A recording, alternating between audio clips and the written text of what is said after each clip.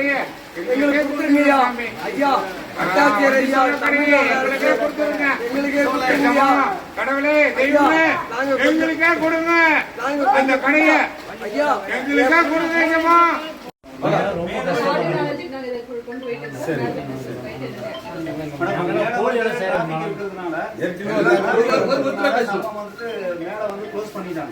கீழ் வழி தான் இந்த பக்கம் தான் கீழ் வழி தான் போயிட்டு வந்துருக்காங்க.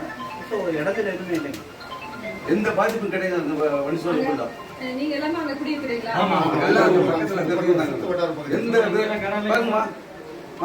எல்லா கூலி வேலைக்கு போறோம். எல்லாரும் சாதாரண கஷ்டப்பட்டு வந்து போவாங்க வருவாங்க. என்ன சித்தப்பு இல்ல. நான் காட்ட நாலேஜ் கொண்டு போறேங்க. மேடம் என்னன்னு சொல்லுவாங்க சரிங்களா? ஒரு ஹெல்ப் பண்ணுங்க. நல்ல ஹெல்ப் பண்ணிக்கலாம். சரிங்களா? ஒரு நல்ல ஹெல்ப் பண்ணி சந்தோஷமா. எங்கனா தயவு பண்ணி பிரச்சனைனா போகணும்.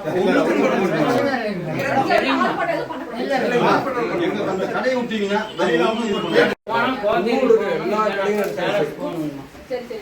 ஊக்கி போகணும் 24 கிலோமீட்டர், பாக்கி போகணும் 23 கிலோமீட்டர். ரோட்ல கொஞ்சம் டிஸ்டர்பா இருக்கு, க்ளோஸ் பண்ணிட்டாங்க. கொஞ்சம் ரோட்ல எந்த ஒரு பிரச்சனையுமே இல்லை.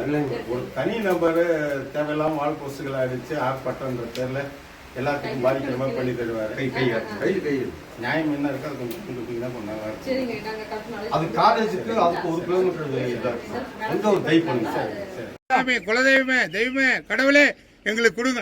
எங்கள் வட்டாட்சியர் ஐயா, நீலகிரி மாவட்ட வட்டாட்சியர் ஐயா அவர்களே கொடுத்துருங்க ஐயா, கொடுத்துருங்க. சோலையிலிருந்து இந்த கடையை எங்களுக்கு காப்பாற்றுவதற்கு இந்த கடையை வள்ளிச்சோலை கடையை எங்களுக்கு விட்டு கொடுங்க ஐயா.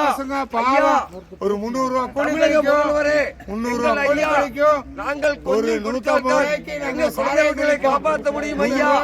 எங்கள் கடவுளே, எங்கள் சிஎம் ஐயா, இதான் உண்மை, குன்னூர் வட்டாட்சியர் ஐயா. இதான் உண்மை ஏசமா. ஆமா, ஆகிட்ட வேண்டாம் இந்த கடையை சாமி குலதெய்வமே இந்த கடையை கொடுத்துருங்க எங்களுக்கு. எங்க கடையை கொடுத்துருங்க ஐயா. நாங்கள் வேலைக்கு போனால்தான் சாமி சாமி பாவப்பட்ட ஜீவங்க நாங்கெல்லாம் ஆதிவாசிங்க ஐயா. சிஎம் ஐயா 300 ரூபாய் கூலிக்கு இன்னும் அடிமையா வேலை செஞ்சிருக்கோம் சாமி. 300 ரூபாய் கூலியில 150 ரூபாய் குடிப்போம். 50 ரூபாய் பீடி செலவு, 100 ரூபாய் வீட்டுக்கு கொடுப்போம். கொண்டாடி பிள்ளைக்கு 100 ரூபாய் தான் கொடுப்பாங்க. உண்மைங்க இது, உண்மைங்க. இதுதான் வாழ்க்கை எங்களுது. இதுதான் வாழ்க்கை, இதுதான் வாழ்க்கை. நாங்கள் இந்த கடையை அகற்ற வேண்டாங்க, இந்த கடையை அகற்ற வேண்டாம், இந்த கடையை அகற்ற வேண்டாம். சோலையிலிருந்து வேற கடைக்கு போகணும்னாக்கோ கட்டப்பட்டு போகணும். பஸ் நான் குன்னூர்ல இருக்கோம். கட்டப்பட்ட விட்டாக்கோ அடுத்தது ஓட்டு போட்டு போகணும். அப்போ இவங்கெல்லாம் வந்து சாதாரண மக்கள் எப்படி அலைஞ்சு பண்ணுவாங்க? இங்கே இருக்கவங்கெல்லாம் எஸ்டேட் மக்கள் எப்படி அவங்க வாங்குற 300 ரூபா 400 ரூபா சம்பளத்தில் எப்படி அங்கே போயிட்டு இங்கே போயிட்டு அலைஞ்சிட்டு இருப்பாங்க? இந்த கடையும் தூக்கிட்டா அப்புறம் அவங்க என்ன செய்வாங்க?